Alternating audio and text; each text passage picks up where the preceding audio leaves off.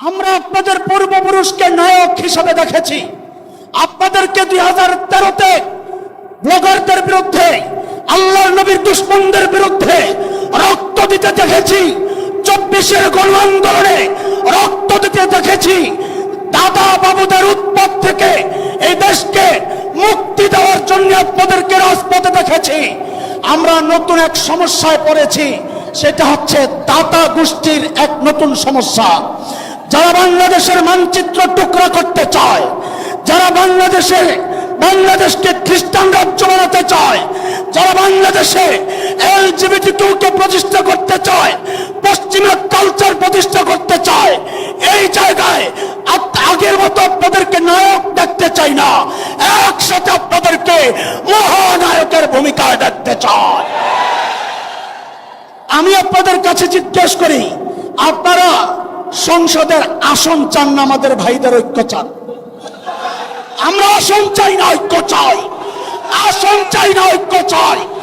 আমাদের ভাই আজকে দুইজন হাতে হাত রেখে আমাদেরকে সাক্ষী রাখো, বাংলাদেশে এই দুইজনকে আলাদা দেখতে চাই না, আলাদা দেখতে চাই না। লিল্লাহি তাকবীর, লিল্লাহি তাকবীর।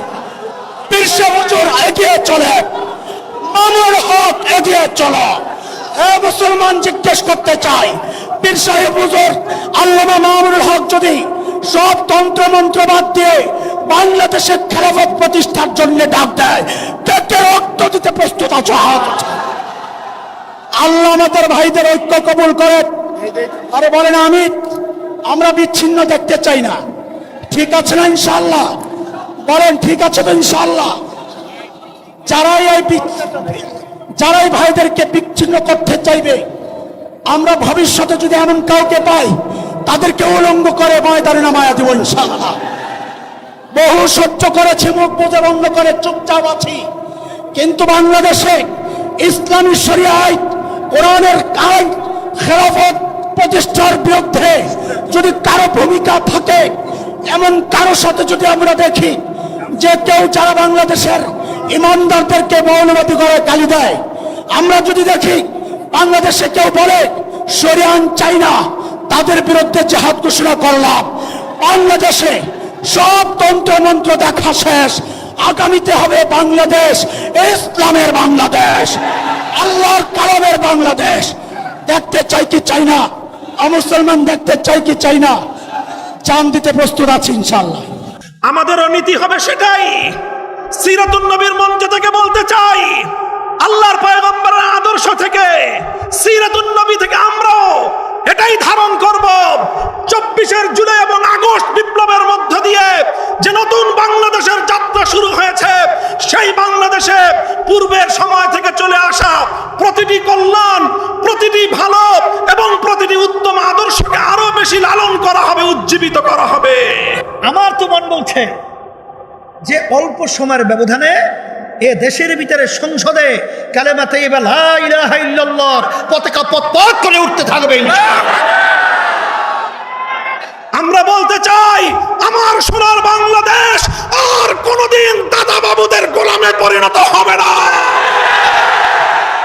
এটা যদি আমরা কাজে লাগাতে না পারি, আমাদের ভবিষ্যৎ প্রজন্ম সন্তানগুলো আমাদের নিয়ে তারা ধিক্কার করবে, তারা আমাদেরকে ঘৃণা করবে, তারা আমাদেরকে কলঙ্কজনক ইতিহাস রচনা করবে। আমরা বলতে চাই, হাজী শরীয়তুল্লাহর এই বাংলার মাটিতে, হাফিজজির এই বাংলার মাটিতে, শাইখুল হাদিসের বাংলার মাটিতে, শাইখুল ইসলাম আহমদ শফির বাংলার মাটিতে, আল্লামা জুনায়েদ বাবুনগরীর এই বাংলার মাটিতে পৌত্তলিকতার আধিপত্যকে আমরা আর কোনোদিন বরদাস্ত করব না ইনশাআল্লাহ। আবার নতুন চাঁদাবাজ, টেন্ডারবাজ, স্টেশন দখল এবং ঘাট দখল এবং বিভিন্ন বিদেশের তাবেদারি, এক দেশে বৃষ্টি বলে আর এক দেশের ছাতি ধরে সেই দেশের এই বাংলার প্রস্তাবের মধ্যে ওরা আল্লাহর ফজল করবে, বসতে পারবে না, দেওয়া যাবে না। ওদের বাংলার জমি থেকে উৎখাত করতে হবে ইনশাআল্লাহ। আর এই দেশের মধ্যে বারবার আর সন্তান হারা হবে, মার কাঁদবে, আমার সন্তান আমাকে ডাক দেয় না, আর বারবার আমাদের দেশ এরকম 5 বার চোরের দিক থেকে ফার্স্ট হবে, আয়নাঘর তৈরি হবে। এটা আর আমরা বাংলাদেশের মানুষ দেখতে চাই না। এর পরিবর্তন করতে হবে, এই জন্য আওয়াজ তুলতে হবে। এদেশের চোরদেরকে বাংলার বক্সতে আর জায়গা হবে না, বঙ্গোপসাগরে নিক্ষেপ করতে হবে।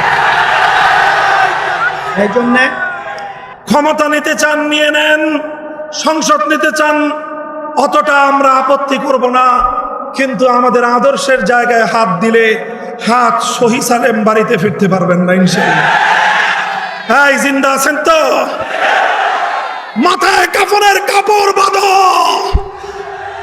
আবার জুলাইয়ের চেতনায় উজ্জীবিত হও, আবার শাপলার হাতিয়ার নিয়ে মাঠে নামতে হবে, মাঠে নামতে হবে, মাঠে নামতে হবে। চ্যানেলটি সাবস্ক্রাইব করে আমাদের সঙ্গেই থাকুন।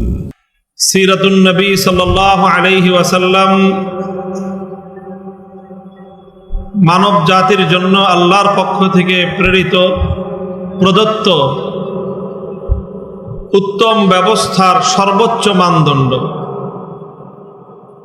যে কোনো ক্ষেত্রে বিশ্ববাসীর জন্য নবী মুহাম্মদুর রাসূলুল্লাহ সাল্লাল্লাহু আলাইহি ওয়াসাল্লামের আদর্শের চেয়ে উত্তম কোনো নমুনা এই পৃথিবীতে নেই, এবং সেটা সকল ক্ষেত্রেই। যেমনিভাবে মানুষের ইবাদত বন্দেগী, ধর্মীয় আচার আচরণের ক্ষেত্রে আল্লাহর পয়গম্বর নবীজির জীবন আদর্শ সিরাত সর্বোত্তম নমুনা, ঠিক তেমনিভাবে পারিবারিক জীবন কার্যকলাপ পরিচালনায় আল্লাহর নবীর জীবন আদর্শ, নবীর সিরাত, এটাই হলো সর্বোত্তম নমুনা এবং সর্বোত্তম মডেল। ঠিক তেমনিভাবে ব্যবসা বাণিজ্য অর্থনীতির ক্ষেত্রেও নবী আকরাম সাল্লাল্লাহু আলাইহি ওয়াসাল্লামের সিরাত হলো সর্বোত্তম নমুনা এবং মডেল। একইভাবে রাষ্ট্র এবং রাজনৈতিক ব্যবস্থা এবং বন্দোবস্তের ক্ষেত্রেও মুহাম্মদুর রাসূলুল্লাহ সাল্লাল্লাহু আলাইহি ওয়াসাল্লাম আনিত, প্রদত্ত, প্রতিষ্ঠিত, বাস্তবায়িত মডেল এবং নমুনাই হলো বিশ্ববাসীর জন্য সর্বশ্রেষ্ঠ এবং সর্বোত্তম মডেল। আমরা আল্লাহ রাসূল সাল্লাল্লাহু আলাইহি ওয়াসাল্লামের এই সিরাতকে শুধু আলোচনার মধ্যেই নয়, বরং আমরা ব্যক্তিগত জীবন থেকে জীবনের প্রতিটি ক্ষেত্রে বাস্তবায়ন করার চেষ্টা করব ইনশাআল্লাহ। আল্লাহ রাব্বুল আলামিন আমাদেরকে তৌফিক দান করুন। বর্তমানে আমরা বাংলাদেশ একটি ঐতিহাসিক সময় অতিক্রম করছি। এই জাতির কপালে, ভাগ্যে এরকম সময় শতাব্দীতে 1-2 বার আগমন করে, অতীতেও গিয়েছে, যেটাকে একটি জাতির টার্নিং পয়েন্ট বলা যেতে পারে। যে ওই সময়গুলোতে ইতিহাসের গুরুত্বপূর্ণ বাক বদলের মুহূর্তে জাতি যদি সঠিক সিদ্ধান্ত গ্রহণ করতে পারে, তাহলে সে জাতির ভবিষ্যৎ এবং তাদের আগামী প্রজন্ম কল্যাণ লাভ করে ধন্য হয়। আর ইতিহাসের বাক বদলের সময়ে জাতির কর্ণধার, জাতির নেতৃত্ব যদি সিদ্ধান্ত গ্রহণ করতে ভুল করে, তাহলে তার খেসারত শতাব্দী কাল পর্যন্ত গুনতে হয় গোটা জাতিকে। তাই আজ আমি ইতিহাসের এই ঐতিহাসিক বাক বদলের মুহূর্তে আমি আমার দৃষ্টিতে বর্তমান এই বাংলাদেশের শ্রেষ্ঠ সন্তানদেরকে লক্ষ্য করে আমি বলতে চাই, এবং অত্যন্ত আস্থার সাথে বলতে চাই, যদি আমরা এই সময়ে আমাদের সঠিক কর্মপন্থা অবলম্বন করতে সক্ষম হই, নেতৃত্বের হাল যদি আমরা শক্ত হাতে ধারণ করতে সক্ষম হই, আগামীর বাংলাদেশ হবে ইসলামের বাংলাদেশ, আগামীর বাংলাদেশ হবে সিরাতুন নবীর বাংলাদেশ, আগামীর বাংলাদেশ হবে ইনশাআল্লাহ আল্লাহর নবীর আনিত রাজনৈতিক বন্দোবস্ত খেলাফতের বাংলাদেশ। মুহতারাম হাজিরিন, এই জন্য আমাদের সামনে সিরাতুন নবীর একটা গুরুত্বপূর্ণ আদর্শ আমি আজ উপস্থিত এই অডিয়েন্স, এই জনসমুদ্রকে লক্ষ্য করে বলছি। এবং পর্যায়ক্রমে আমার গোটা জাতিকেই আমি আমার এই বার্তা ইসলামের পক্ষ থেকে, ওলামায়ে উম্মতের পক্ষ থেকে পৌঁছে দিতে চাই।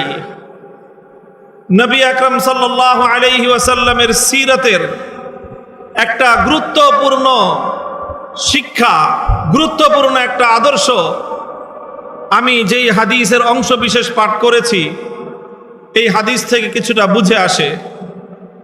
এবং নবীজির নবুয়ত লাভ থেকে শুরু করে আল্লাহর পয়গম্বরের ওয়াফাতুন নবী পর্যন্ত, বেসাতুন নবী থেকে ওয়াফাতুন নবী পর্যন্ত 23 বছরের এই সুদীর্ঘ জীবনে নবীজির অনুসৃত একটি গুরুত্বপূর্ণ নীতিমালা যেটা আমি আলোচনা করছি সেটা হলো এই: আল্লাহর নবী এসেছিলেন আমরা জানি এমন এক সময়ে, যেই সময়কে ইতিহাসে আইয়ামে জাহিলিয়াত বলা হয়ে থাকে, বর্বরতার যুগ বলা হয়, অন্ধকারের যুগ বলা হয়।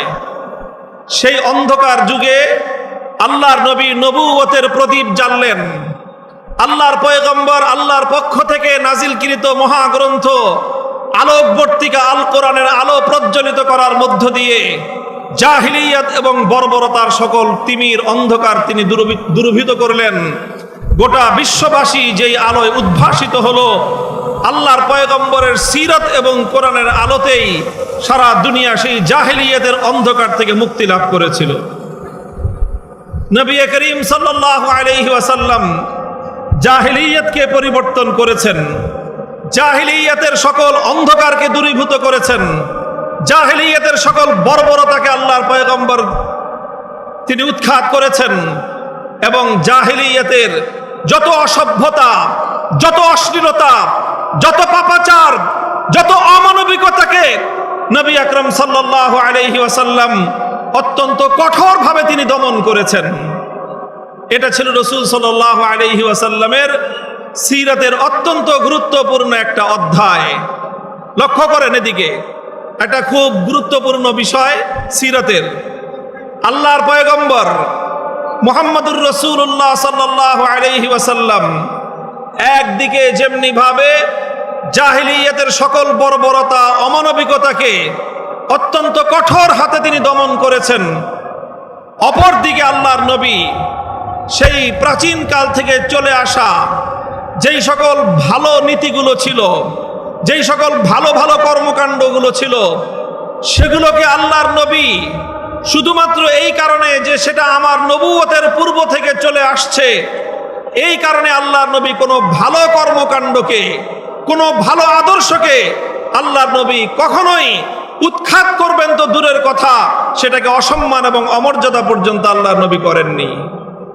তাহলে আমরা দেখতে পাই নবীজির সিরাতের গুরুত্বপূর্ণ একটা অধ্যায় হলো যে আল্লাহর নবী প্রাচীন কাল থেকে চলে আসা প্রতিটি ভালো আদর্শকে তিনি শক্তিশালীভাবে সমাজে প্রতিষ্ঠিত করেছেন, কিন্তু প্রাচীনকালের প্রতিটি অসভ্যতা, বর্বরতা এবং অমানবিকতাকে আল্লাহর নবী নিজে তার সকল শক্তি দিয়ে তিনি উৎখাত করেছেন।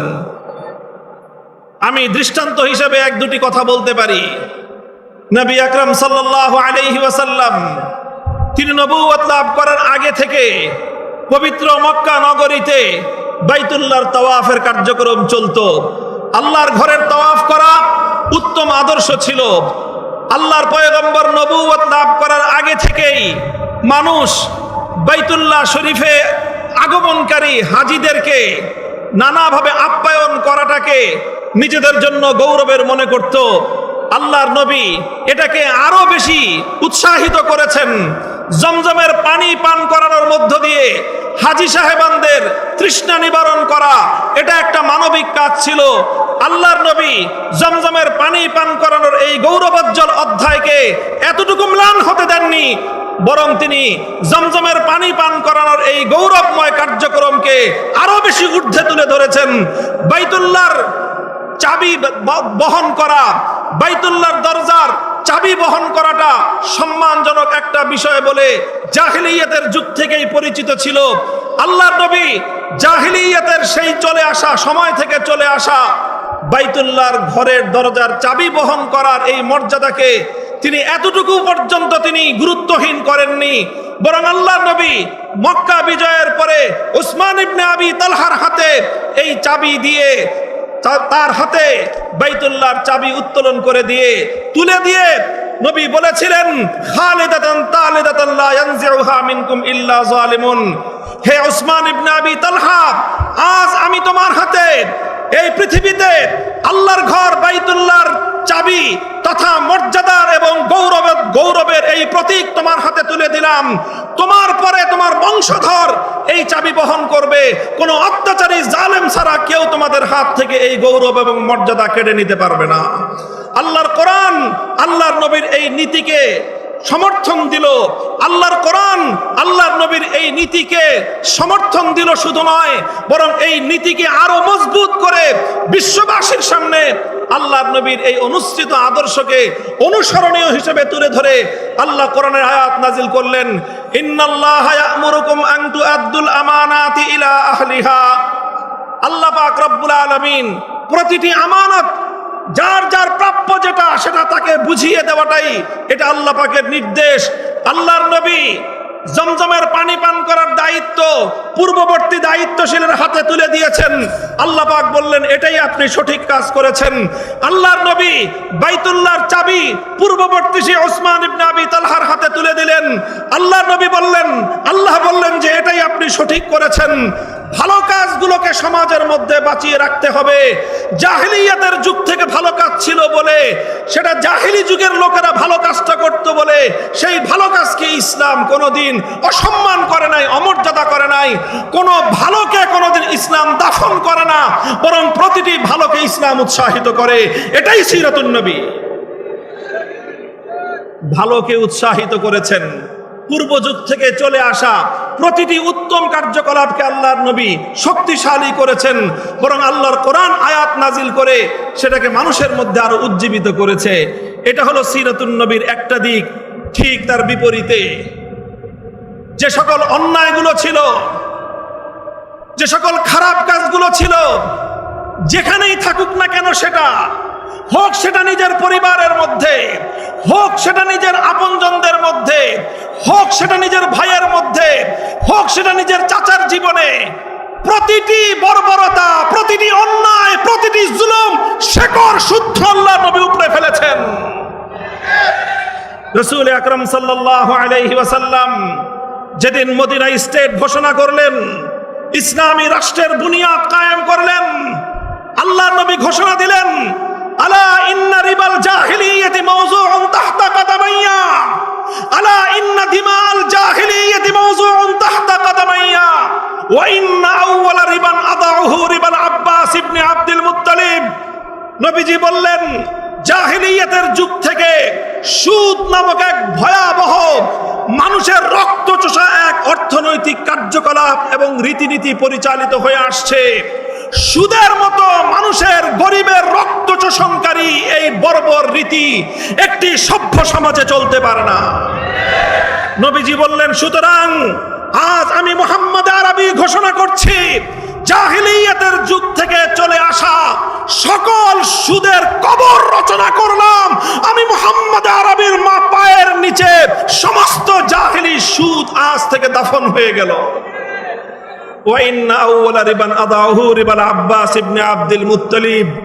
ইতিহাসের স্মরণীয় বাণী, নবীজি সর্বপ্রথম সেই সুদ মওকুফ করার কার্যক্রম অভিযান শুরু করলেন আরেকজনের ঘাড়ের উপর দিয়ে নয়, বরং নিজের ঘরের ভিতর থেকে। নবীজি বললেন, আমার আপন চাচা আব্বাস বিন আব্দুল মুত্তালিব, যিনি আরবের অন্যতম বড় ব্যবসায়ী ছিলেন সুদের ভিত্তিতে, মানুষের কাছে বিপুল পরিমাণ অর্থ তার পাওনা ছিল, লগ্নি করা ছিল সুদের ভিত্তিতে, বিপুল পরিমাণ সুদ তিনি মানুষের কাছে পেতেন। নবীজি বললেন, আমার চাচা আব্বাসের পক্ষ থেকে আমি মুহাম্মদ আরবি দায়িত্ব নিয়ে ঘোষণা করছি, আমার চাচার সুদ কেউ পরিশোধ করবে না। শুধুমাত্র আমার চাচাকে মূলধন ফেরত দেবে, আর 1 টাকাও সুদ কেউ আমার চাচাকে দেবে না। এভাবেই সকল সুদকে আমি মওকুফ ঘোষণা করলাম। পূর্বকাল থেকে চলে আসা প্রতিটি বর্বর নীতি, প্রতিটি অসভ্য নীতি, প্রতিটি অমানবিক নীতি নবী আকরাম সাল্লাল্লাহু আলাইহি ওয়াসাল্লাম এভাবেই নির্মূল করেছেন। মুহতারাম হাজিরিন, তাহলে পূর্বের যুগ থেকে চলে আসা ভালো কাজগুলো সামনের দিনে অব্যাহত থাকবে। পূর্বের সময় থেকে চলে আসা ভালো আদর্শগুলো সমাজের মধ্যে উজ্জীবিত থাকবে, আরো বেশি উজ্জীবিত করা হবে, আরো বেশি উৎসাহিত করা হবে। কথা বলেন ঠিক কিনা? কিন্তু শুধু চলে আসছে বাপদাদার যুগ থেকে, পূর্বপুরুষদের যুগ থেকে চলে আসছে এই অজুহাতে কোনো অসভ্যতা, কোনো অবর্বরতা, কোনো অমানবিকতাকে মুসলিম সমাজ, মুহাম্মদুর রাসূলুল্লাহ সাল্লাল্লাহু আলাইহি ওয়াসাল্লামের অনুসারী সমাজ তারা এক মুহূর্তের জন্য বরদাস্ত করতে পারে না। আমি সিরাতুন নবীর এই মৌলিক দর্শনটি আপনাদের সামনে তুলে ধরলাম। আমি আশা করি আপনারা এই বিষয়টি হৃদয়ঙ্গম করবেন এবং এই বিষয়ে আপনারা যদি অধিকতর পড়াশোনা করেন দীর্ঘ তালিকা পাবেন যে আল্লাহর নবী জাহেলিয়াতের যুগের কি কি কুপ্রথা তিনি শক্ত হাতে দমন করেছেন, আবার পূর্বের যুগ থেকে চলে আসা ভালো রীতিনীতিগুলোকে তিনি কিভাবে প্রমোট করেছেন, কিভাবে তিনি সেগুলোকে সমর্থন দিয়েছেন, শক্তি জুগিয়েছেন। আপনারা তার সুদীর্ঘ তালিকা পেয়ে যাবেন। আমি শুধুমাত্র দৃষ্টান্ত হিসেবে দুটি দৃষ্টান্ত উপস্থাপন করলাম এই কথা বোঝাবার জন্য যে আজ আমরা বাংলাদেশে ওই রকম ইতিহাসের এক বাক বদলের মুহূর্তে আমরা অবস্থান করছি। আমাদেরও নীতি হবে সেটাই। সিরাতুন নবীর মঞ্চ থেকে বলতে চাই, আল্লাহর পয়গম্বরের আদর্শ থেকে, সিরাতুন নবী থেকে আমরাও এটাই ধারণ করব।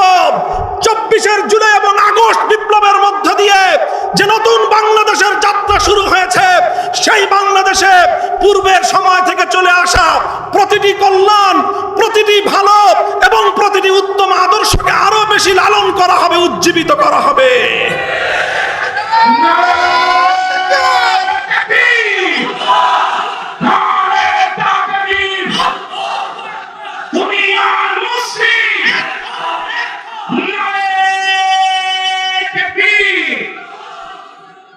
শুধু পূর্ব থেকে চলে আসা ভালো আর উত্তম আদর্শগুলোকে উজ্জীবিত করলেই চলবে না, পূর্ব থেকে চলে আসা সকল বর্বর, অন্যায়, জুলুমের নীতিগুলোকে উৎখাত করতে হবে? বলেন কথা ঠিক না বেঠিক?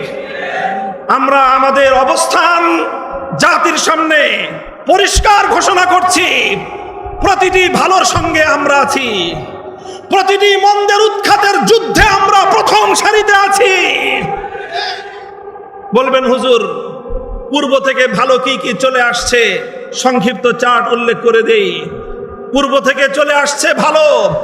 1905 সালে এই পূর্ববঙ্গের মুসলমানদের ইসলামী চেতনা, মুসলিম জাতিসত্তার উত্থান এবং উন্নয়নের জন্য এই পশ্চিমবঙ্গের আধিপত্য খর্ব করে, দাদা বাবুদের আধিপত্য, তাদের প্রভুত্বকে খর্ব করে মুসলমানরা যেন তাদের পায়ের উপর দাঁড়িয়ে নিজেরা স্বাধীন জাতিসত্তা গঠন করতে পারে, সেই জন্য 1905 সালে বঙ্গভঙ্গ করা হয়েছিল।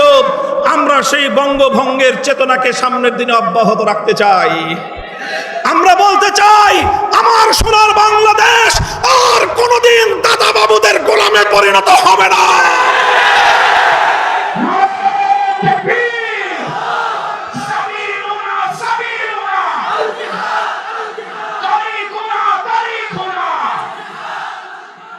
আমরা বলতে চাই হাজী শরীয়তুল্লাহর এই বাংলার মাটিতে, হাফিজজির এই বাংলার মাটিতে, শাইখুল হাদিসের বাংলার মাটিতে, শাইখুল ইসলাম আহমদ শফির বাংলার মাটিতে, আল্লামা জুনায়েদ বাবুনগরীর এই বাংলার মাটিতে পৌত্তলিকতার আধিপত্যকে আমরা আর কোনোদিন বরদাস্ত করব না ইনশাআল্লাহ।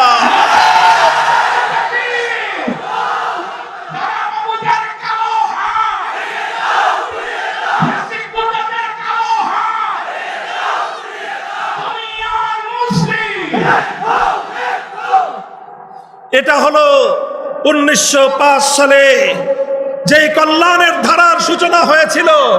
তাহলে আমাদের পূর্বপুরুষরা যেভাবে একটি স্বাধীন মুসলিম জাতিসত্তার উত্থানের লক্ষ্যে কলকাতার দাদা বাবুদের আধিপত্যকে খর্ব করার জন্য সংগ্রাম করে, লড়াই করে এই পূর্ববঙ্গে মুসলমানদের উত্থানের জন্য যেই কল্যাণের ধারা সূচনা করেছিলেন, আগামী দিনেও সেই ধারা আরো শক্তিশালী হবে। তাই বাংলার মুসলমানেরা বঙ্গভঙ্গ রদ করার জন্য সাম্প্রদায়িক অপশক্তির মূল হোতা রবীন্দ্রনাথ ঠাকুরদের মতো সাম্প্রদায়িক এই সকল অপশক্তির গুণকীর্তন বাংলাদেশের মানুষ ভালো চোখে দেখবে না।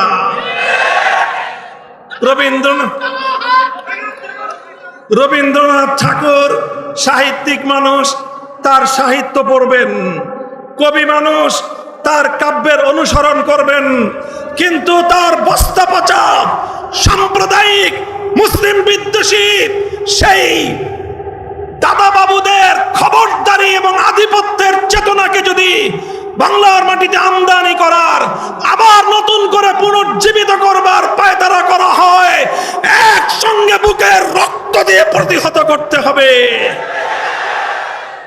এক নম্বর কথা, 1905 সালের বঙ্গভঙ্গের সেই চেতনাকে আবার আগামীর বাংলাদেশে পুনর্জীবিত রাখতে হবে। 1947 সালে ভারতবর্ষ থেকে ব্রিটিশদেরকে বিতাড়িত করে আমাদের পূর্বপুরুষগণ এই মাটিকে স্বাধীন এবং মুক্ত করেছিল।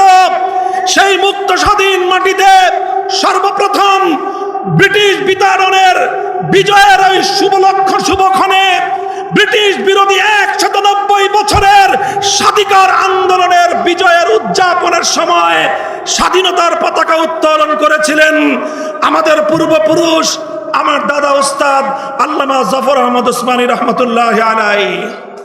কাজী আলেম সমাজ যেভাবে 190 বছর পর্যন্ত ব্রিটিশের বিরুদ্ধে, আধিপত্যবাদী শক্তির বিরুদ্ধে লড়াই করে যেই জাতিসত্তা গঠন করে দিয়ে গিয়েছেন, যে আমানত আমাদের কাছে রেখে গিয়েছেন পূর্বপুরুষদের পক্ষ থেকে প্রদত্ত, সেই আমানতকে রক্ষা করার জন্য জান কোরবান করতে হবে, জানের বাজি লাগাতে হবে। প্রস্তুত থাকবো তো? 1905 সালের চেতনা উজ্জীবিত থাকবে, 1947 সাল উজ্জীবিত থাকবে, 1971 সালে জালিমের বিরুদ্ধে মজলুমের গর্জে ওঠা হাতিয়ারের চেতনাও আগামী বাংলার মাটিতে পুনর্জীবিত থাকবে, উজ্জীবিত থাকবে ইনশাআল্লাহ। 71-এর চেতনা জালিমের বিরুদ্ধে মজলুমের লড়াই, 71-এর চেতনা বৈষম্যের বিরুদ্ধে লড়াই, 71-এর চেতনা সমস্ত আম্বিয়া কেরামের আগমনের যে মৌলিক চেতনা ছিল, সেটা হলো দুনিয়া থেকে সকল জুলুম এবং বেইনসাফি, সকল বৈষম্যকে উৎখাত করে ইনসাফ কায়েম করা, সেটাই ছিল 71-এর চেতনা। কাজে আগামীর বাংলাদেশ বিনির্মাণে অন্যতম মৌলিক বুনিয়াদ হবে 71-এর চেতনা।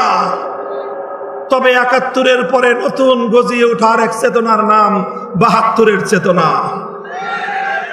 এই 72-এর চেতনার অর্থ হলো 7 কোটি বাঙালি মানুষের লড়াই এবং মুক্তি সংগ্রামের মধ্য দিয়ে শত সহস্র শহীদের বুকের রক্ত দিয়ে অর্জিত 9 মাসের মহান মুক্তির সংগ্রামকে ভারতীয় দাদা বাবুদের চরণ তলে বলি দেওয়ার চেতনার নাম 72-এর চেতনা।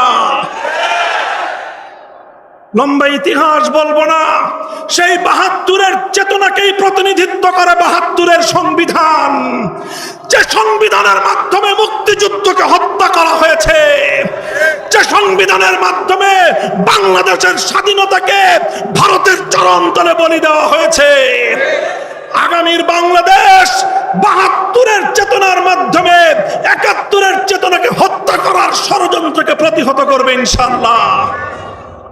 সুতরাং 72-এর ভারতীয় আধিপত্যবাদের চেতনা বাংলাদেশে আর চলতে দেওয়া যাবে না, কথা পরিষ্কার। এরপরে সর্বশেষ 2013 সাল থেকে 2024 সাল এক সুবিশাল এক যুগের সংগ্রাম, যে সংগ্রামের সূচনার ডাক দিয়েছিলেন আল্লামা আহমদ শফী, যে সংগ্রামের মঞ্চে শাহাদাতের মঞ্চ প্রস্তুত করেছিলেন আল্লামা জুনায়েদ বাবু নগরী, সেই শাপলা চত্বরের 2013 সালের 5ই মের চেতনায় 2024 সালের 5ই আগস্ট গণভবন থেকে ফ্যাসিবাদের বিতরণের মধ্য দিয়ে বিজয় অর্জন করেছে। সুতরাং 24-এর চেতনায় ফ্যাসিবাদ বিরোধী আন্দোলন এবং সংগ্রামের চেতনা থেকে যারা হেফাজতের শাহাদাতের রক্তের দাগ মুছে ফেলতে চায়, যারা আল্লাহর পয়গম্বরের সত্যিকার আশিক নবী উম্মতের রক্তের দাগ মুছে ফেলতে হয়, তাদের ইতিহাস বাংলার মাটি থেকে মুছে ফেলতে হবে, মুছে ফেলতে হবে।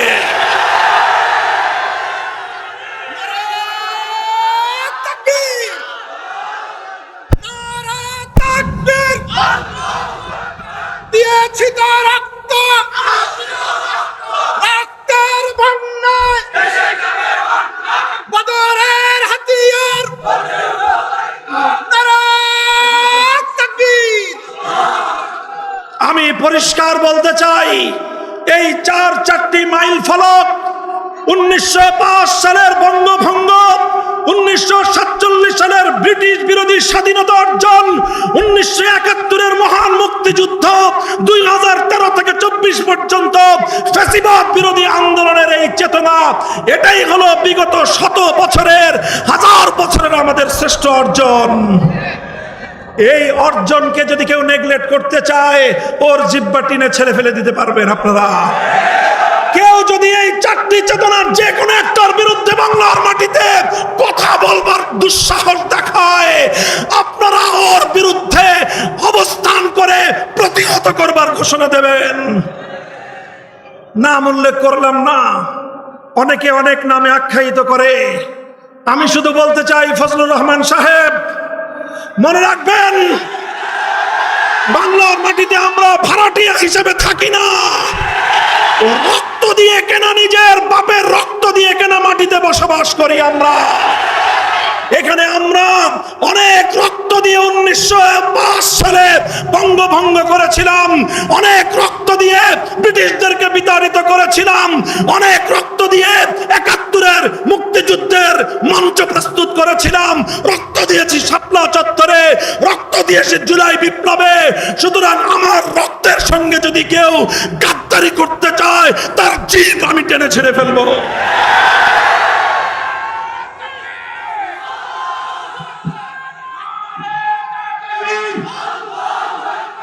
ইসলামের দুশমনেরা, নাস্তিকদের দুশমনেরা, হুজুরের হাতিয়ার, বদরের হাতিয়ার, নারায়ে তাকবীর। আমি সিরাতুন নবীর যেই সুমহান আদর্শের আলোচনা সূচনাতে করেছি, আল্লাহর পয়গম্বরের সিরাতের সে মৌলিক 2টি নীতিমালাকে আঁকড়ে ধরতে হবে, এটাকে কঠিনভাবে বাস্তবায়ন করতে হবে। জাতির সঙ্গে কথা দিচ্ছি, আমি আবারও বলি, আমাদের মুফতি ইমাদউদ্দিন সাহেব স্লোগান তুলেছেন, সে কথার আমি আবার প্রতিধ্বনি করছি। আমাদের কাছে রাজনৈতিক কোনো ক্ষমতার পদ পদবীর প্রয়োজন নাই। আমরা জাতির মুক্তি চাই, আমরা আমাদের পূর্বপুরুষদের রক্তের ঋণ শোধ করতে চাই। তারা রক্ত দিয়ে যে জাতি গঠন করতে চেয়েছিলেন, আমরা সেই জাতির ভবিষ্যৎ দেখতে চাই। আমরা 72-এর চেতনা বাংলার মাটিতে দেখতে চাই না। আবার আমার স্বাধীন বাংলার মাটিকে বিদেশি প্রভুদের পায়ের নিচে বন্ধক দেখতে চাই না। কাজেই সেটা করবার জন্য, আরে নির্বাচন ফির্বাচন অনেক পরের কাহিনী। কিসের নির্বাচন?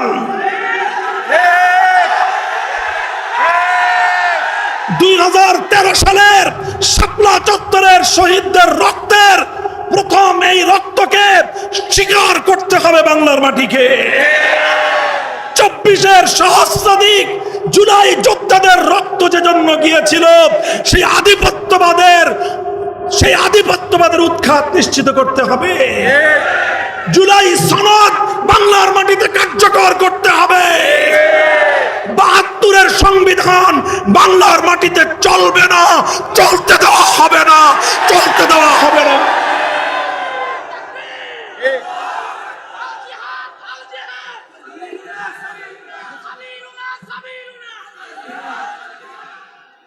কাজেই আমি বাংলাদেশের সকল রাজনৈতিক পক্ষগুলোকে পরিষ্কার ভাষায় আমাদের বার্তা স্পষ্ট ভাষায় দিয়ে দিচ্ছি, ৭২ আর ২৪-এর যে সংঘাত, ওই সংঘাতে আমাদের আপোষ করার কোনো সুযোগ নাই। ২৪-এর রক্তের সঙ্গে গাদ্দারি করে যারা আবার ৭২-এর বাকশালী ব্যবস্থার দিকে ফিরে যেতে চান, আপনারা যদি শহীদ জিয়াউর রহমানের নাম মুখে উচ্চারণ করেন, তাহলে আপনাদের আর একবার উজু করা দরকার। কাদেরকে উজুর মাসলা শিখান? নিজের পূর্বপুরুষদের, নিজের দলের পূর্বপুরুষদের আদর্শ থেকে আপনারা বিচ্যুত হয়ে এ জাতির সঙ্গে ধোঁকাবাজি করবার রাজনীতি বাংলার মানুষ সহ্য করবে না। এছাড়া আসেন, আমরা অন্য কোনো কিছু নিয়ে আপনাদের সঙ্গে টানা হেঁচড়া হবে না, কিন্তু ২৪-এর বিপ্লবের পরবর্তী বাংলাদেশে ৭২-এর সেই বাকশালী ব্যবস্থা বাস্তবায়ন করতে গেলে আমাদের বুকের উপর দিয়ে, আমাদের লাশের উপর দিয়ে করতে হবে। আমরা জীবন দেব, রক্ত দেব, রক্তের সাগর বইবে, কিন্তু ২৪-এর বিপ্লব ব্যর্থ হতে দেব না ইনশাআল্লাহ। বাংলাদেশে আর সেই সকল স্বৈরাচারীদের ভাস্কর্য নামক মূর্তি স্থাপন হতে দেওয়া হবে না। সেই সঙ্গে এটাও বলে দেই, জুলাই যোদ্ধাদের নামে অথবা আমাদের মহান শহীদদের জন্য রাষ্ট্রীয় ব্যবস্থাপনায়, রাষ্ট্রীয় স্থাপনায় ভাস্কর্য নির্মাণ করবার বিপজ্জনক খেলা কেউ খেলবার চেষ্টা করবেন না। মনে রাখবেন, যদি আমাদের প্রাণ প্রিয় কলিজার টুকরা শহীদ আবু সাঈদ অথবা মুগ্ধদের যদি কেউ ভাস্কর্য নির্মাণ করতে চান, সেই ভাস্কর্যের সঙ্গে আমাদের সেই আচরণই হবে শেখ মুজিবুর রহমান সাহেবের ভাস্কর্যের সঙ্গে যে আচরণ করেছিলাম। অথবা কেউ যদি শহীদ প্রেসিডেন্ট জিয়াউর রহমানের নামে কোনো ভাস্কর্য রাষ্ট্রীয় স্থাপনায় বসাতে চান, সে ভাস্কর্য জীবন দিয়ে প্রতিহত করব, ভেঙে গুড়িয়ে দেব।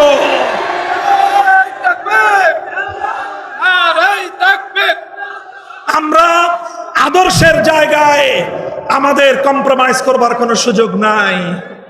ক্ষমতা নিতে চান নিয়ে নেন, সংসদ নিতে চান অতটা আমরা আপত্তি করব না, কিন্তু আমাদের আদর্শের জায়গায় হাত দিলে হাত সহি সালেম বাড়িতে ফিরতে পারবেন না ইনশাআল্লাহ। হ্যাঁ, জিন্দা আছেন তো? মাথায় কাফনের কাপড় বাঁধো, আবার জুলাইয়ের চেতনায় উজ্জীবিত হও, আবার শাপলার হাতিয়ার নিয়ে মাঠে নামতে হবে, মাঠে নামতে হবে, মাঠে নামতে হবে।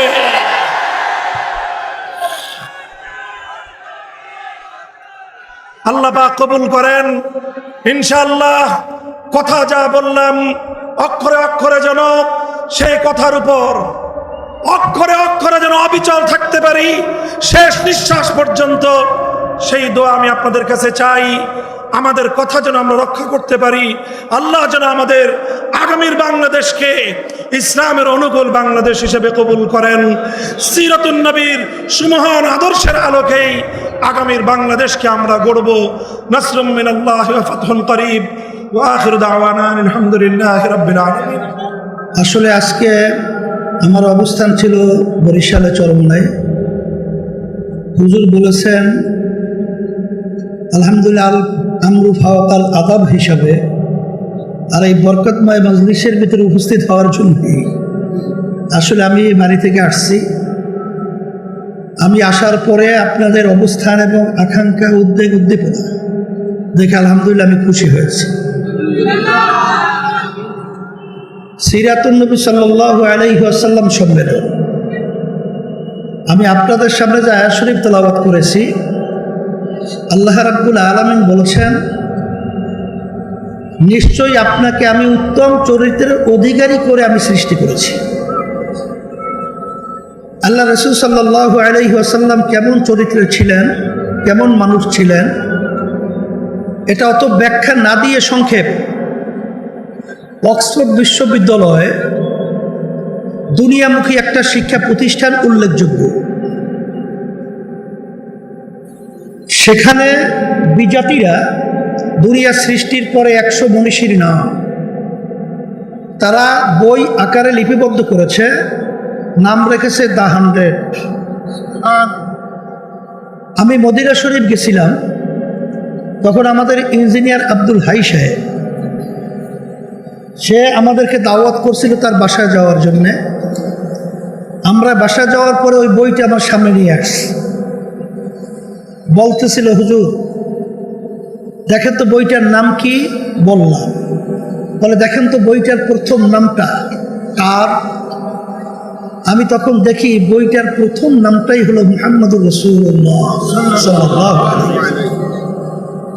এই নামটা কিন্তু আমরা উলামায়ে কেরাম বা মুসলমানরা নিয়ে আসি নাই, এই নামটা কিন্তু বিজাতিরা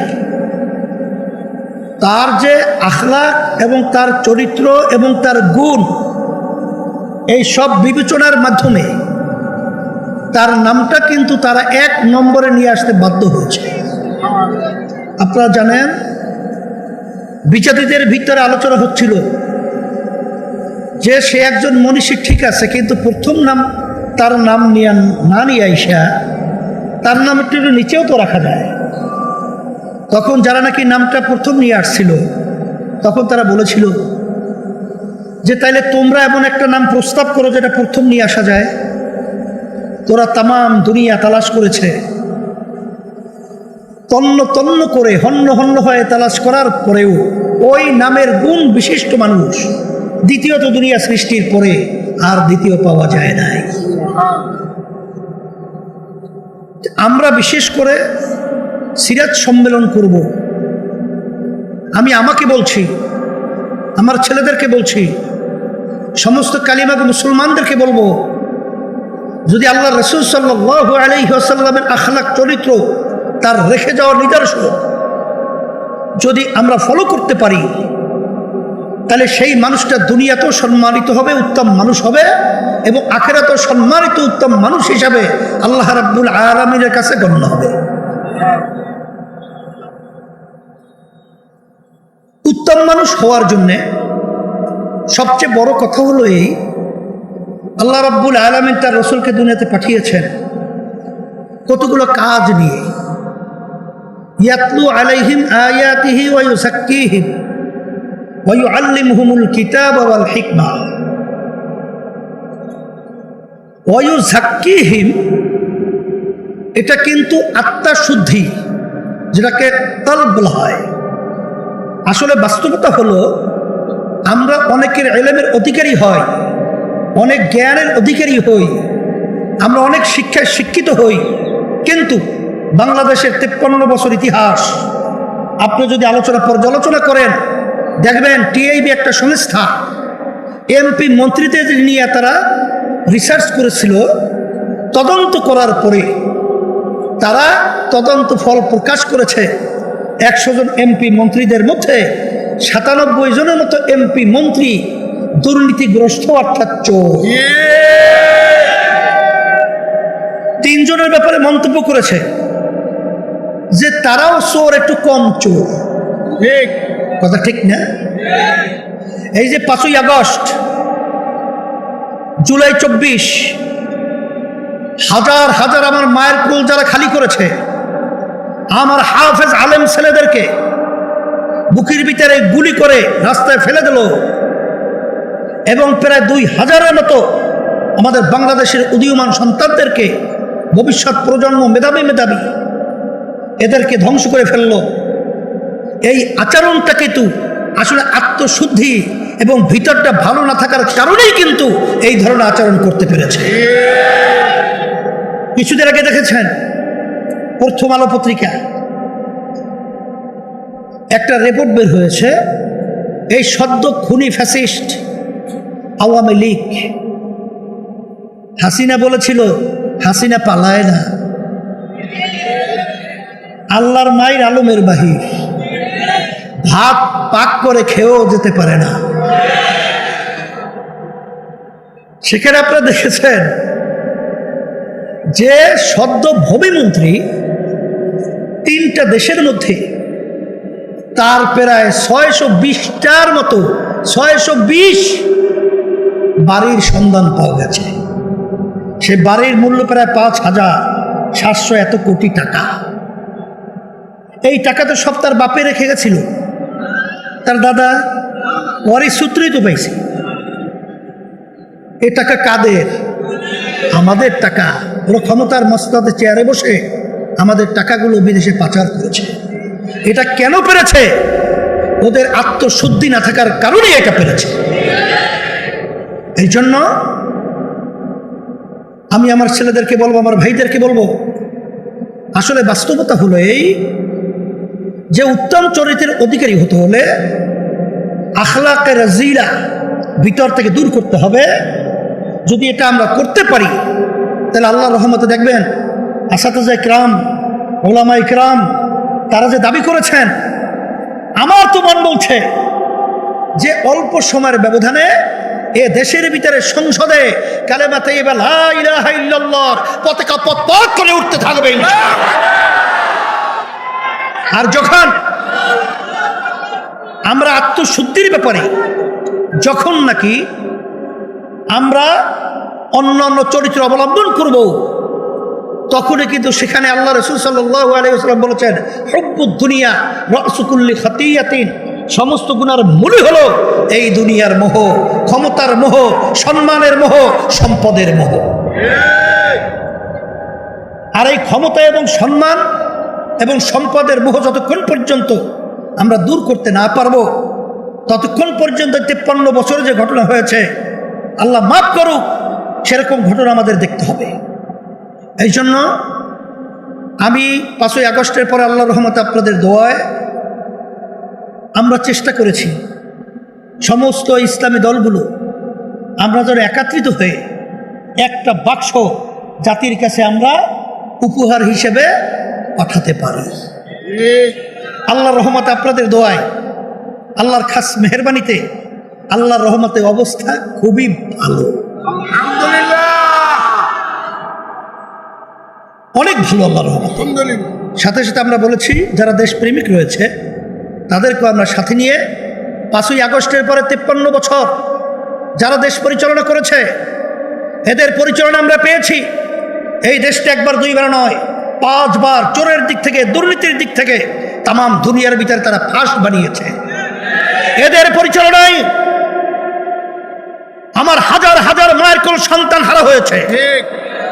এদের পরিচালনায় আমরা শুনছি মা তার কলিজা ফাটা চিৎকার করে বলছেন যে আজ কয়েকদিন পর্যন্ত আমার সন্তান আমাকে মা বলে ডাক দেয় না।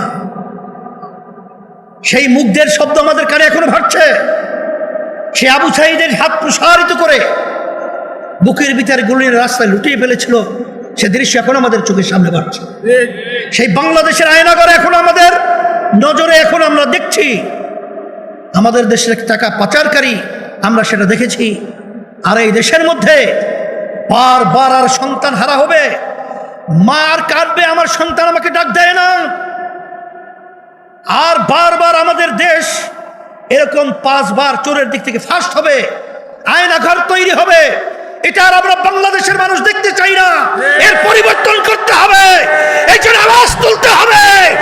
এদেশের চোরদেরকে বাংলার বক্সতে আর জায়গা হবে না, বঙ্গোপসাগরে নিক্ষেপ করতে হবে।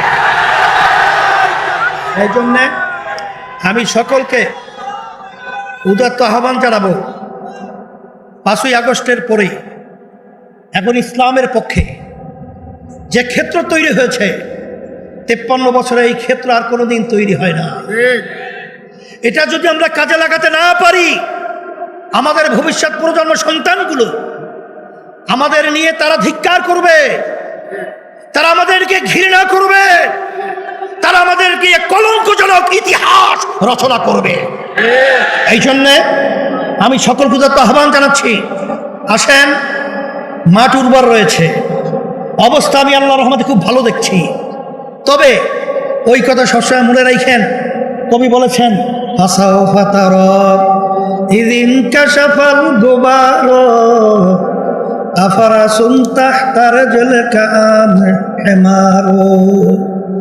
এই কথা আমাদের মনে রাখা, তারপর আমাদের সামনে যদি পথ চলতে পারি, আল্লাহর ফজল করমে আমার মন বলছে, আমি যেটা আল্লাহর রহমতে দেখছি।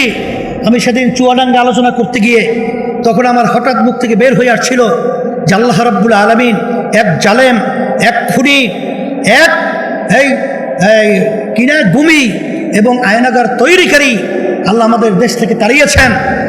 সেখান থেকে আবার নতুন চাঁদাবাজ, টেন্ডারবাজ, স্টেশন দখল এবং ঘাট দখল এবং বিভিন্ন বিদেশের তাবেদারি, এক দেশে বৃষ্টি বলে আর এক দেশের ছাতি ধরে সেই দেশের এই বাংলার প্রশ্নদের মধ্যে ওরা আল্লাহর ফজল করবে, বসতে পারবে না, দেওয়া যাবে না, ওদের বাংলার জমি থেকে উৎখাত করতে হবে ইনশাআল্লাহ। এই আশাবাদ ব্যক্ত করছি। আজকে সিরাত মাহফিল সম্মেলন আল্লাহ রাব্বুল আলামিন কবুল করে নেক, আল্লাহ রাব্বুল আলামিন বরকত দান করুক। আমি দোয়া চাই, আপনাদের জন্য দোয়া করি, আল্লাহ যেন আমাদের সবাইকে একাকার হয়ে ইসলামের পক্ষে, দেশের পক্ষে, মানবতার কল্যাণের পক্ষে এবং সিরাত নবী সাল্লাল্লাহু আলাইহি ওয়াসাল্লামের আদর্শে আদর্শবান হয়ে আমাদের জীবন গঠন করতে পারি। আল্লাহ আমাকে আমাদের সকলকে তৌফিক দান করুন।